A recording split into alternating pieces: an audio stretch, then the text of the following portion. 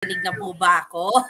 Nawaw mali ako doon, Tutor Erwin. Nakala ko. Kaya pala sabi ko kanina pa, parang dead ma. Ayan, so, ayan, Tutor Erwin. I-flex naman, ibatiin naman natin dyan yung mga schools na present. Ayan, of course, syempre, binabati natin ang mga schools na nandito na at hindi tayo makabati ng mga individual students kasi ang dami nila, tayo na na-overwhelmed sa mga patuloy na nanonood ng ating basic calculus. Kaya hello sa mga schools na lang tayo mag-shout out. Hello, Eusebio High School, ang kauna-unahang nag-comment sa ating Facebook Live. At syempre, nandyan din ang San Lorenzo Ruiz Senior High School. Syempre, ang teacher nila ay si Engineer Princess Vinarao. Nandyan din ang mga estudyante na yan, puro Eusebio ang aking nakikita. High school, wala pa tayong iba. Ayan, no? Maglilista ako, Tutor Zara, no? Habang baka yung iba hindi pa. Taga Jones Rural. Syempre. Yan, Jones Rural, nandyan na rin. Ng taga Isabela. Yan. Okay. Ayan, so siguro simulan natin ng maaga ang ating lesson ngayon, Tutor Erwin, para makarami tayo. No? Yeah. Sige, go ahead, Tutor Zara. Sige, mag-share ka na ng screen dahil excited na ang ating mga kaitulay dyan. Ayan. So, ramdam na super busy tayo ng buong week na to, no? Pero syempre, hindi pa rin mawawala ang time natin dito sa Itulay. Tutor Romel, pwede na po ba? Direct? Pwede ba today, Tutor Romel?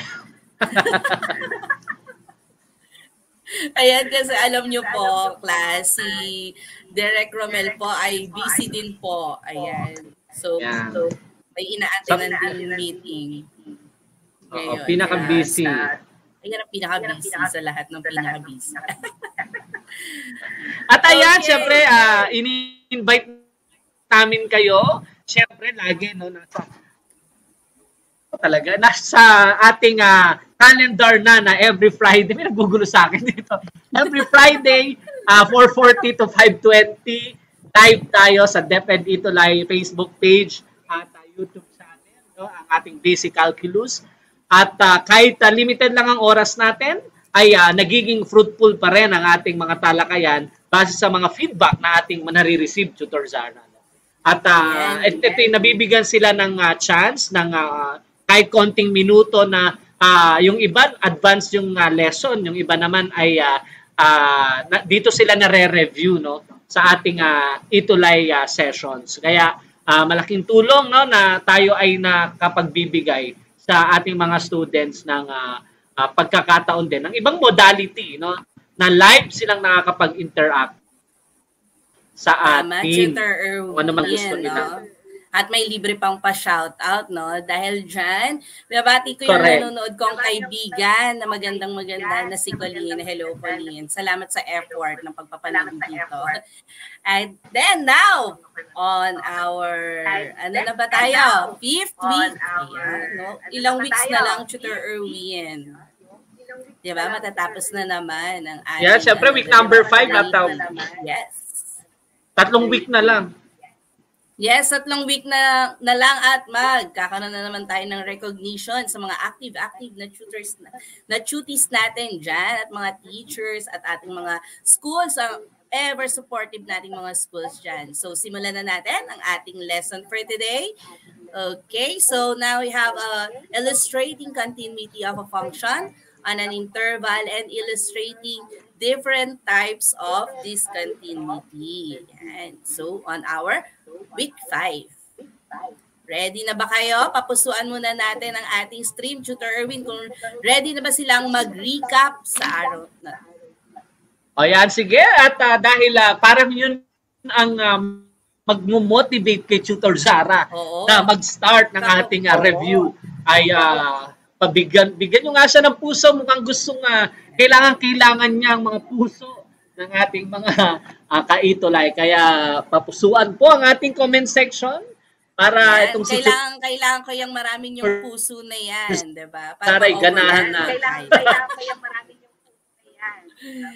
Ayan. Okay. So, mukhang handang-handa na, Tutor Erwin, at nakikita ko ng iba't ibang image ng puso dyan. Nakikita ko ng iba't ibang image ng puso dyan. Okay, so for our objectives, first, first, illustrate the continuity of a function on an interval.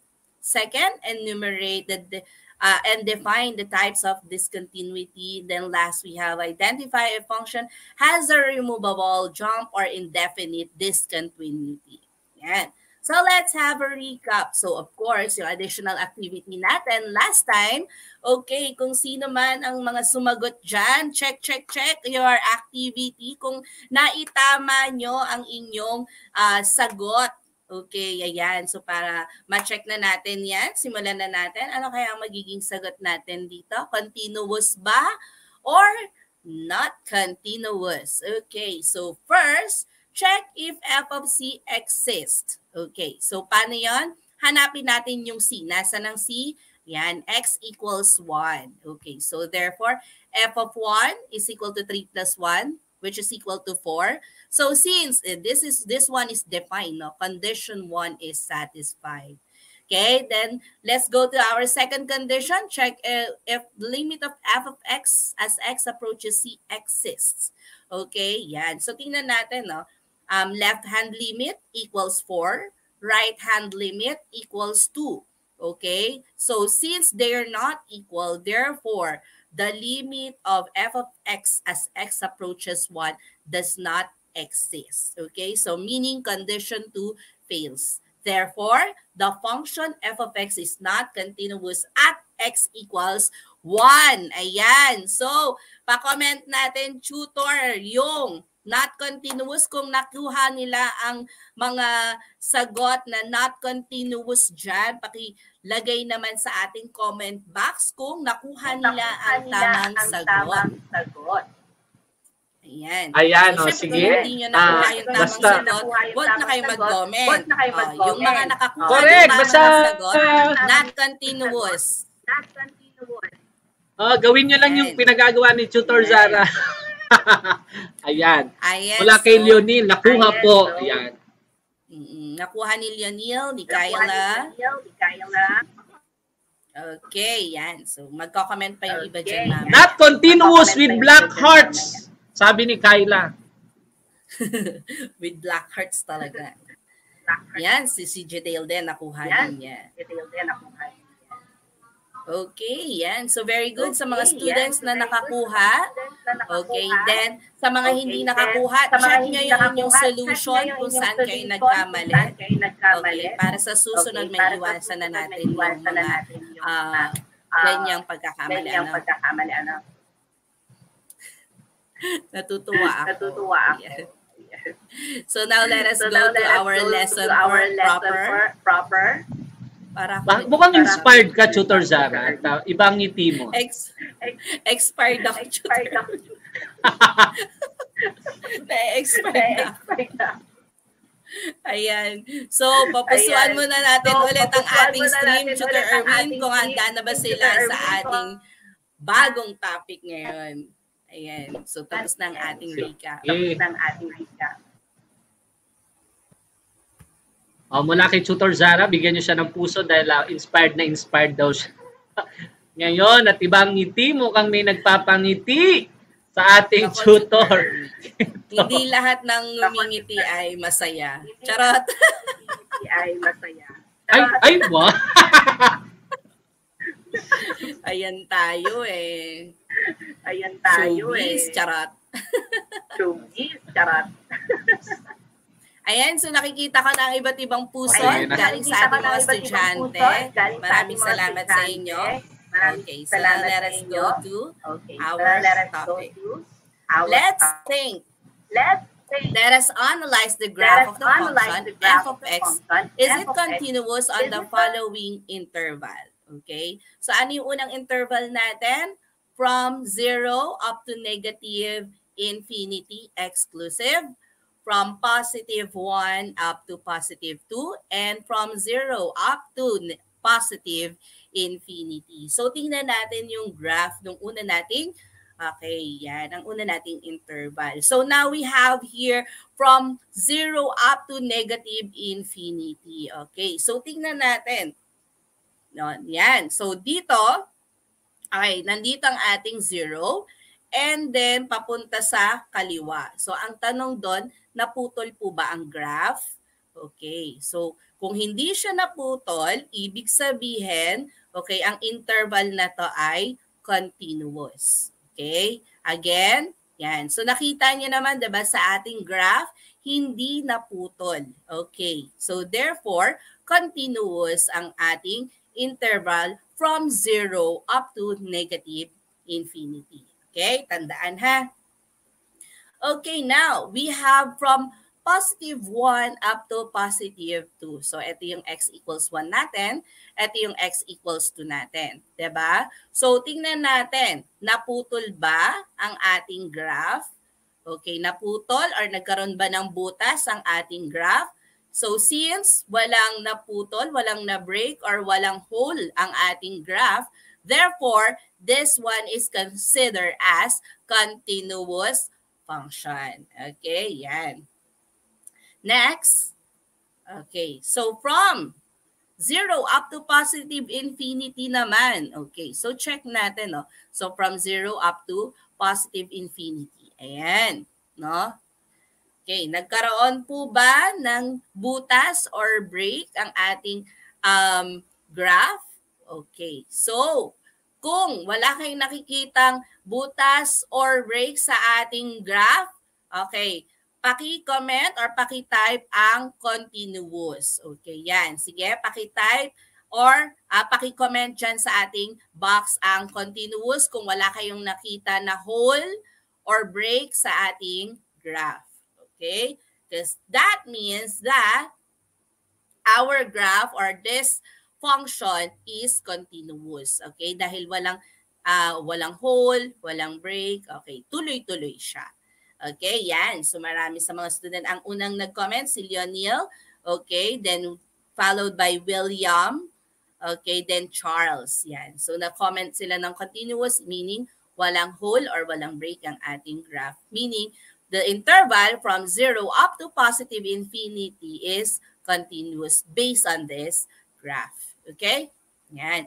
So, ibig sabihin, we can now consider that, okay, that the function is continuous on the interval from negative infinity up to positive infinity. Okay, yan. So, ibig sabihin daw nun, itong graph na to, from negative infinity up to positive infinity ay continuous. Okay? Yan po ang ating definition. Okay? Now, the continuity of a function on an open interval. A function is said to be continuous on an open interval CD if and only if, okay, it is continuous at every number in the open interval. Okay? Yan. So, di ba? Minsan nagbibigay tayo na is it continuous at x equals 1 or at x equals 2? So sabi dito, kapag naging continuous siya at tawag dito, continuous, etong open interval na to, if and only continuous siya at every number in the open interval. So kahit anong ibigay mong value ng x dyan, okay, kapag continuous ang ating open interval, therefore, continuous din yan at every number na nandoon sa loob ng interval na yun. Okay? Yan. Next. Okay, right-hand continuity. So, ito naman yung test natin, no, for right-hand continuity. Katulad ng ginawa natin kanina, no, from 0 up to positive infinity. Okay? So, now, we will check. So, ganun ulit, no? Meron tayong 3 conditions. Okay? Ano kaya yung mga conditions na yon? So, pareho din ng condition natin for continuous, okay, or for continuity. But this time, exclusive siya sa right hand. Okay? Dun sa ating right hand limit. Okay? Yun, titingnan natin kung continuous ang ating nasa right hand limit. Okay? Now, so f of c is defined. So the limit of f of x as x approaches c from the right exists. And third, the limit of f of x as x approaches c from the right is equal to f of c. Okay, yan. So kapag tinest na natin, after natin i-test ang right-hand continuity, ita-test naman natin yung left-hand continuity. Okay, yan. Now, okay, anong mangyayari? So ganun ulit, meron ulit tayong 3 conditions. Now we have f of c is defined. Second, the limit of f of x as x approaches c from the left axis. And third, we have the limit of f of x as x approaches c from the left is equal to f of c. Okay, so tandaan nyo yan, ano? So now, kapag continuous na ang ating right and left or left and right, okay, therefore, yung open interval na yon ay continuous. Okay, yan. So, tawag dito, test muna natin yung right hand if continuous. Test natin ang left hand kung continuous. So, kung pareho silang continuous, therefore, yung open interval na given natin ay continuous. Okay? Yan po.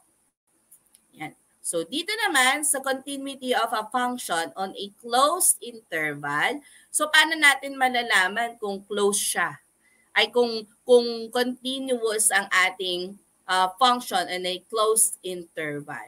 Okay, so sabi dito, okay, a function whose domain includes the closed interval CD is said to be continuous on CD if and only if it is continuous on the open interval CD. Okay, as well as continuous from the right at C and continuous from the left at D. Okay, anong ibig sabihin nun? Okay, sabi dito, napatunayan natin kanina, di ba? Using right hand limit at left hand limit na ang open interval natin ay continuous. Okay, and if that's the case, kapag open ang ating, kapag continuous ang ating open interval, therefore, okay, yung ating closed interval CD ay continuous din. Okay, naiintindihan po ba? Ayan, so, tingnan natin. Okay, so eto na yan, ano? So kanina, given tayo kanina, no? So in our example, the function is defined at the endpoints of the interval 0, 1, 2. And the graph can be traced from left to right. Therefore, the function is continuous on the interval. Okay, yung kanina, no? Yung graph nating tatlo kanina. Okay, yan. So yun yung basis nun. So yung from 0, okay, ano pagkakaiba na ngayon? So kanina parenthesis yung tinetest natin, 'di ba? Okay, kung napapansin nyo, kanina parenthesis ang tinetest natin. Ibig sabihin, hindi pa kasama yung 0. Okay? Ngayon, kasama na yung 0. Close interval na siya. Kasi napatunayan natin kanina na yung open interval 0 up to negative infinity ay continuous based on our graph, diba? So ngayon, therefore, based on the definition ng continuity of a function and a closed interval, therefore, kapag kinlose natin siya at 0, okay, continuous din siya. Okay? Same as with 1, 2. Okay, kanina yung 1, 2, open and close parenthesis yan, diba? Meaning open interval. Pero kanina, nakita natin sa graph, okay, na yung 1, 2 ay continuous din siya. Okay, continuous din siya doon sa open interval na 1, 2. Therefore, okay, continuous yung ating interval or yung closed interval na 1, 2 dahil yung open interval na 1, 2 ay continuous din. Okay? Same reason as 0 up to positive infinity. Okay? Yan po ang ating concept ng continuous. Okay? Continuity of a function on an interval. Okay? Yan.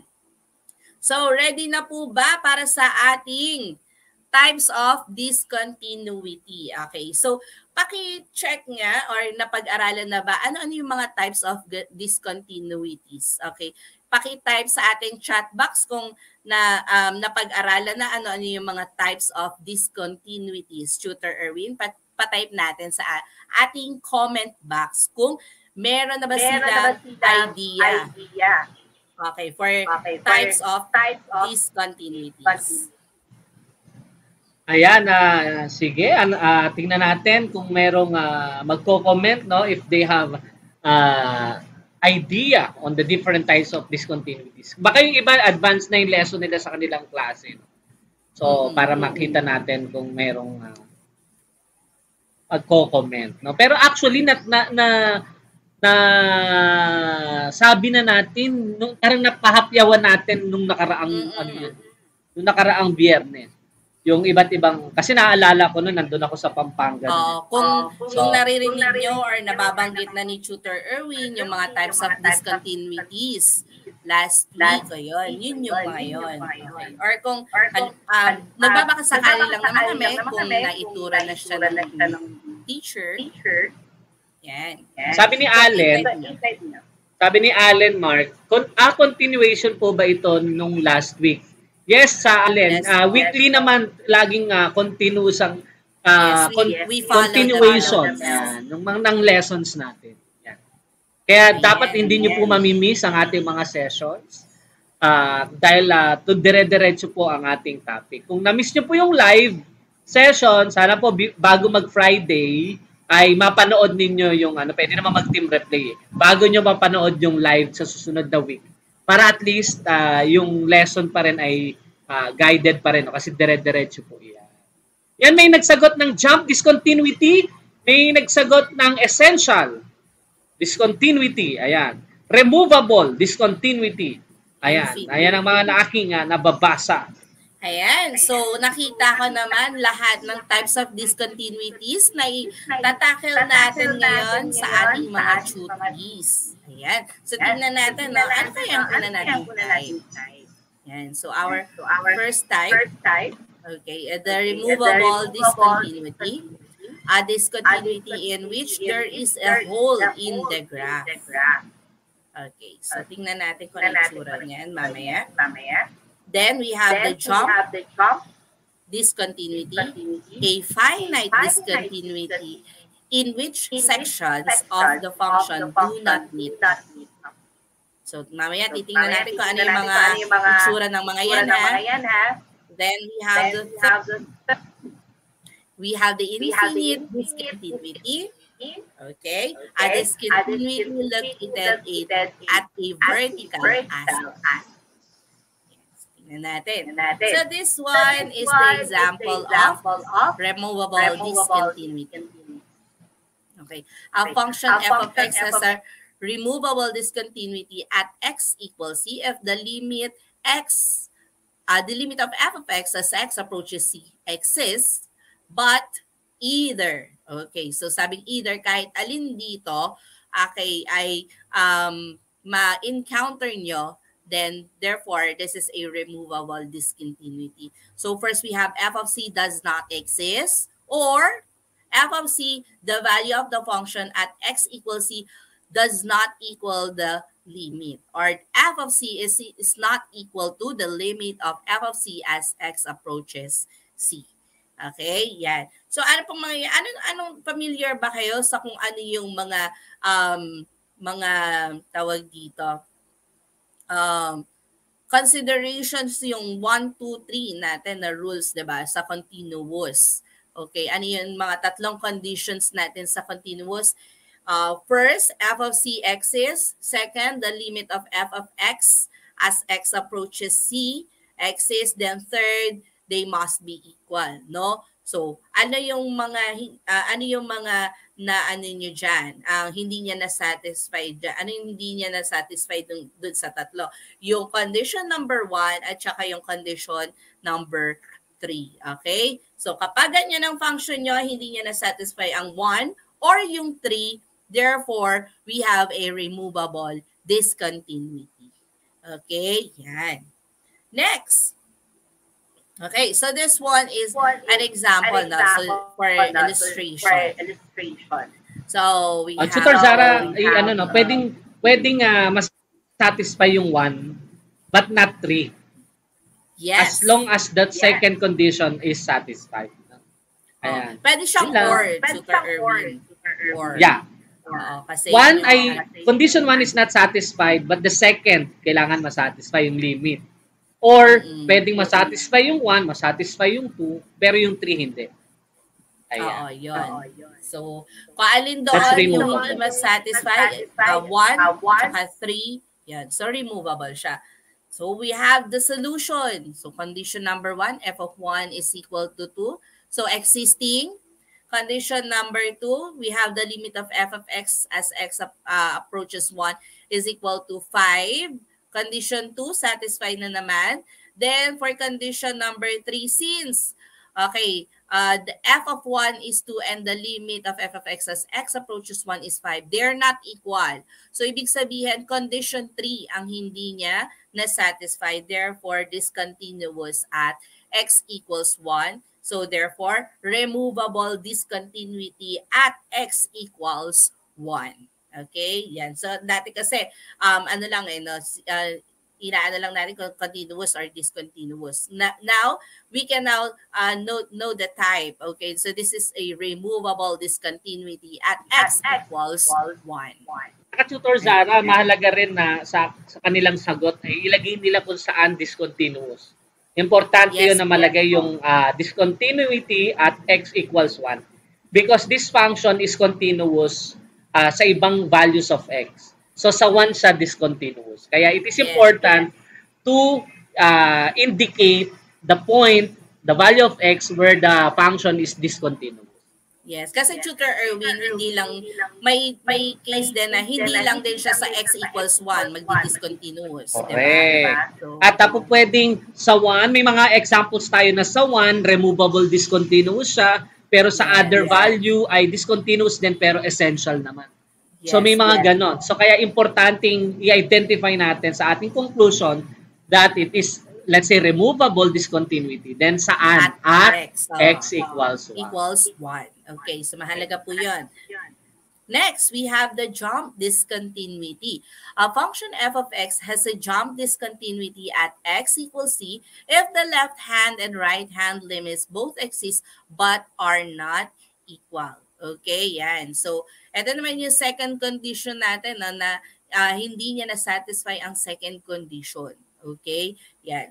Okay, paano mangyayari doon? Yung limit, left-hand limit existing, right-hand limit existing, but they are not equal. Okay, so therefore, jump discontinuity yan. So let's have our example for this. Okay, so this given our function. So condition 1, f of 1. So where is f of 1? That is 1 cube. Okay, 1 cube is 1. Therefore, f of 1 is equal to 1. Now we have condition 2. Okay, so now let us see what's the value of our left-hand limit. So for in this case, the left-hand limit is equal to 1 cube. Okay, and that is equal to 1.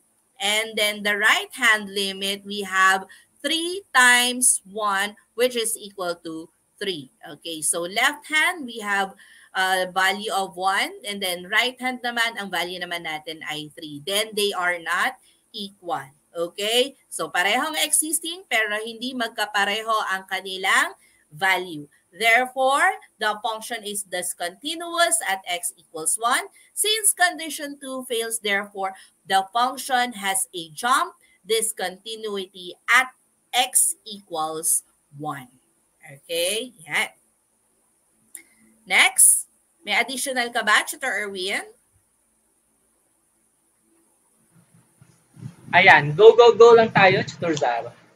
Ayan, so ito yung tinatawag din natin. Anong ibang tawag natin dito, Tutor Erwin?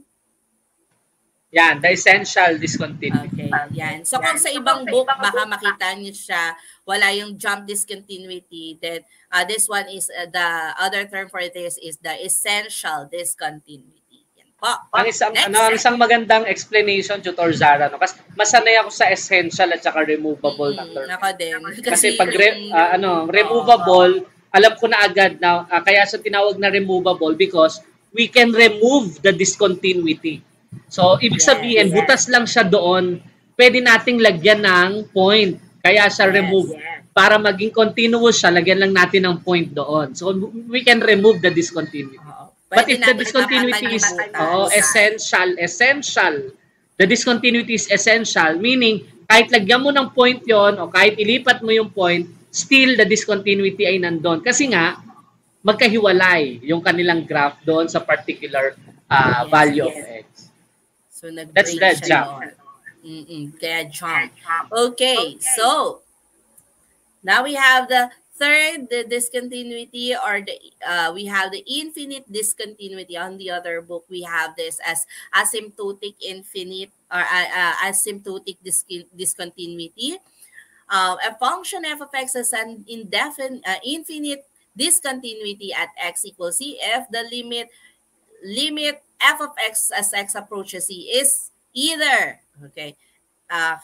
we have the limit of f of x as x approaches c from the left is positive or negative infinity, or the limit of f of x as x approaches c from the right is positive, negative infinity. Okay, yan. So, ganyan yung itsura niya, no? Makakita kayo ng mga asymptotes. Okay, ayan. So, ano mangyayari dyan? So, ganyan lang siya, no? Hindi siya dumidikit doon sa asymptote natin. Okay, at x equals c. Okay, yan. So, tingnan natin ang ating example for this. So, given this function, f of x is equal to x minus 4 over x minus 2. Okay, identify natin kung anong klaseng discontinuity siya at x equals 2. So, condition 1, f of 2 is undefined. Okay, so doon pa lang, no? F of 2 natin is undefined na kagad, meaning condition 1. Okay, 2 minus 4, we have negative 2 over 0. Okay, then pag chinek naman natin, ang limit naman natin. Okay, so again, first condition natin, undefined. Okay, or the f of 2 is undefined. Then we have the condition 2, or the second condition, limit of f of x as x approaches to does not exist. Okay, yan. Bakit? Because the limit of f of x as x approaches 2 from the left ay 2 minus 4 over 2 minus, so negative 2 over 0. So that is negative infinity, no? Negative infinity kasi nagkaroon tayo ng negative 2 over 0. Dito naman sa kanan, we have the limit of f of x as x approaches 2 from the right. We have 2 minus 4. Okay? So para makasure kayo or para masigurado nyo yung nakukuha nating limit, you can use the table. Okay, yan. So, pwedeng gamitin ang table para kung doubt kayo, okay, na habang sinusubstitute nyo yung value 2 from the left, okay, papalayo siya ng papalayo sa 0 up to negative infinity. Okay, yan. Then, pag sa 2 from the right naman, okay, kuha kayo ng value 2 from the right, habang papalapit siya ng papalapit sa 2, okay, ang ating limit naman ay approaching positive infinity naman. Okay, yan. So now we have, okay, since condition 1 is not satisfied, the function is discontinuous at x equals 2. Okay, then to determine the discontinuity, we get the limit of the function which resulted to positive, negative infinity. Therefore, the function has an infinite discontinuity at x equals 2. Okay, tandaan lang natin, nagiging asymptotic or infinite discontinuity pag nagkaroon tayo ng asymptote sa ating function. Ito yung hindi nagsi-0 over 0 class. Okay, ito yung nagkakaroon tayo ng f of c which is undefined. Okay, yan. Tutor Erwin? Yun lang naman, Tutor Zara, no? Kung mapapansin natin, yung condition 2 ang mahalaga, no? Yung pag-identify ng limit. If the limit exists, doon natin ma-identify yung kind of discontinuity. Itong infinite discontinuity, basta pag kumukuha ka ng limit at infinity sagot, yun nga tama yung information ni Tutor Zara, no? When we substitute the value of c at naging zero denominator, pero yung numerator natin hindi zero, that is automatic and infinite discontinuity. No? Kapag kasi nag-zero numerator at zero denominator, di pa natin yun ma-assess kasi nga nasa indeterminate form. So we can actually use factoring for us to simplify the rational or multiplying by the conjugate. So na-explain naman yan sa teacher nila ng basic calculus para mas maraming examples, no? Kasi limited lang yung ating time dito. Basta yun ang idea nun. Sa pagkuha ng limit, maalalaman natin yung kind of discontinuity. Pag nag-exist yung limit, tapos yung first condition hindi naman nag-exist, nandun tayo sa uri ng removable, no? Or nag-exist yung una, nag-exist yung pangalawa, yung pangatlo, hindi naman sila equal. So, nasa removable pa rin. Pag hindi nag-exist yung second, ay nandun tayo sa essential. Pero dito, hindi lang basta sa hindi nag-exist. The answer is infinity at asymptotic siya. So, that is infinite discontinuity. Okay? Okay, so this is the summary sa sinabi ni Tutor Erwin. So, ayan na nga, yung aking sinasabi. Hindi lang na next slide. Okay, so for our additional activity, okay, dahil tayo ay time na naman, Erwin. Kaya no, wala pa akong na. Pero na naman, Bell si Tutor Romel dito sa ating private chat, no, na last 5 minutes. Last 5 minutes. At bago matapos ang ating stream, binabati ko lahat ng mga eskwelahan na nandito. Okay. Ako na Tutor Zara kasi naglista ako, no. So, bago ako magsabi ng mga schools, shoutout natin ng schools, ito na naman po ang ating assignment. No, ang assignment po ninyo para meron kayong dahilan para mag-bonding ng inyong parents, no? Parents. Napakagandang bonding nito. Mas magandang bonding to, nanay. Tingnan natin kung kind of discontinuity itong sin theta minus cosine theta over tan theta, di ba? Mas magandang pag-usapan niyan kaysa yung mga issues and ng iba't ibang yan. At checkin natin yan next meeting, no? Para malaman natin kung inyong naintindihan ng ating tinalakay ngayon.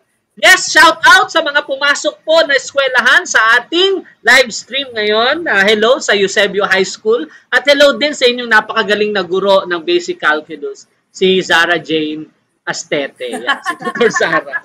Hello sa San Lorenzo Ruiz Senior High School, ang kanyang teacher ay si Engineer Princess Binarao. Hello sa Jones Rural School ng SDO Isabela, ang teacher nila ay si Miss Clarissa Jane Legaspi Metro. Hello po ma'am, salamat po sa suporta. At syempre, hindi na nagpapaulit, Tutor Zara. Buting Senior High School, hello sa inyo at nandyan na kayo. Ang teacher nyo, syempre ang inyong lingkod. At si Sir Gusto, dalawa kaming umawak ng basic calculus. Hello din kay Ma'am Alona Nay Agkawili, ang teacher ng San Mariano National High School, Main District San Mariano 1 Division, SDO Isabela yan. At yung isang school din na humabol, may students sila na nag-comment kanina, Caloocan City Science High School. Ayan. Yun, no? Dumadami na yung school natin, Tutor Erwin. Nakakatuwa naman. Ayan. So, shoutout ko lang muna ulit yung nag-share at nag-comment dyan na aking kaibigan dyan, si Connie Castillo. Hello, Magda. Kamusta ka dyan? Salamat sa support. Ay, wow. Ayan, maraming at siguro masaya si Tutor Zara kasi pumirma ng kontrata yan. Hello sa ating every Friday po ulit, basic calculus. At every 4:40 to 5:20 ng hapon. Gawin ng habit, ilagay na sa calendar para nag-a-alarm ng ating schedule na every Friday 4:40 to 5:20. 40 minutes lang yan pero masyadong marami tayong matututunan at kaysa nandyan tayo at pa-relax-relax lang, why not gamitin nating paraan ng pagre-relax itong basic calculus. Ayan at syempre yung feedback nila, open pa rin ang ating feedback form. Pwede nyo po kaming pwede nyo pong i-scan yan at magbigay ng inyong feedback. Ayan. Suggestion, recommendation, at anything that you want to say to us, kay Tutor Zara at sa akin, kay Tutor Erwin, at siyempre sa programa as a whole ng DepEd 8 to Life. Pwede nyo po i-suggest dyan. At pwede nyo po kaming makontak. Akalain nyo yun, pwede nyo po kaming makausap. Akalain nyo yun. Yan. I-type nyo lang po, i-browse nyo sa Facebook, Tutor Zara. Ayan. At Tutor Erwin. Yan. Sa Facebook at saka YouTube. Mag-subscribe kayo kay Tutor Erwin sa YouTube. Yan, di ba? At siyempre, ang after namin ay wag nyo rin pong kakalimutan na panoorin. Ito, bukod sa basic calculus, itong pinakamagandang program. Wow, bias ako doon. Ang Technosipnayan Math Techie ka ba? Kasi kahit ako ay interesado din malaman ko ano kayang technology ang ipe-present sa atin na makakatulong sa ating pag-aaral kung tayo ay student, kung teacher naman ay yung paraan natin ng pagtuturo. Ayan. Ang dami-dami na ngayon ko lang natutunan na pwede pala, meron palang gano'n ng feature ng calculator ko na hindi ko alam. No? Na-solve pa ako ng solve, meron pala doon. No? So, doon dyan natin malalaman sa Math Techie Kabas para maging Math Techie tayong lahat. Ayan. Ayan. So, natapos na naman ang ating Biyernes sa informative na topic, Tutor Erwin. Medyo bitin nga lang, but then, alam ko naman na makikipag-banding kayo sa pagsusolve ng ating additional activity dyan. Okay. Kahit bitin, basta sa puso nyo, kami ay nabibigyan ng motivation para ipagpatuloy natin ang ating magandang ginagawa. Again, maraming salamat. God bless us all. Thank you at see you next Friday. Mukhang ayaw pa tayong ikat ni Direct